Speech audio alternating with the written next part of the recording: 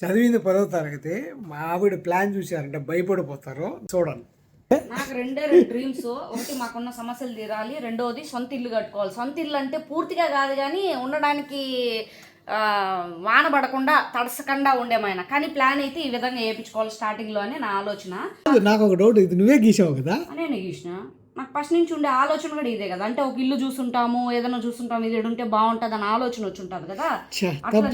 కాదు, చిన్న తప్పు అయిపోయింది. ఏమైంది?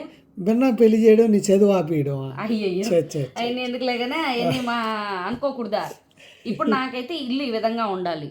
నిన్ను పూర్తి చేయమనలా, నేను పూర్తి చేయమండంలే. నేనేమంటానంటే ఈ విధంగా ఇల్లు పునాది వేపించి అదే బేస్మట్టం వేపించేసి బేస్మట్టం వేపించేసి జస్ట్ పూతలు స్లాబ్ వరకు చేసి మొత్తం టైల్స్ ఇవన్నీ ఏమని అడగల. ఫ్యూచర్లో అప్పుడు రొంత పెట్టి క్లియర్ చేసుకో. సరేలే కానీ అది కట్టడానికి ఎంత అవుతుంది బా?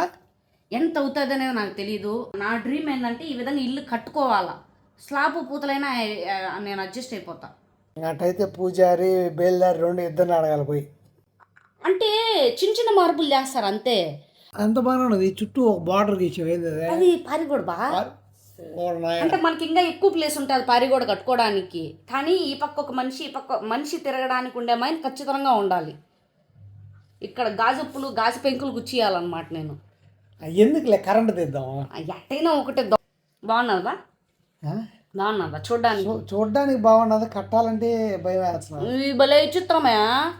నేను పూర్తి కట్టమని చెప్పలేదు కదా నేను నిన్ను. ఈ విధంగా ప్లాన్ అయితే వేపిచ్చేయి, మళ్ళీ నిదానంగా చేపిద్దు.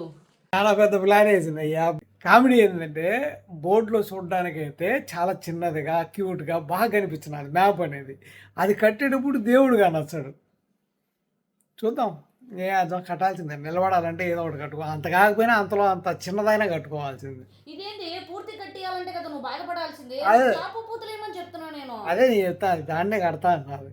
దాన్నే కట్టు, స్లాబ్ పూతలేపి. నువ్వు పనంతా పూర్తి చేయాల్సిన పనే లేదు. ఒక సంవత్సరానికి ఒకసారి ఒక్కొక్క పని చేయించుకుందాం. ఓకే. నీ కూతురు పెళ్ళి అబద్ధటికి చెప్పి.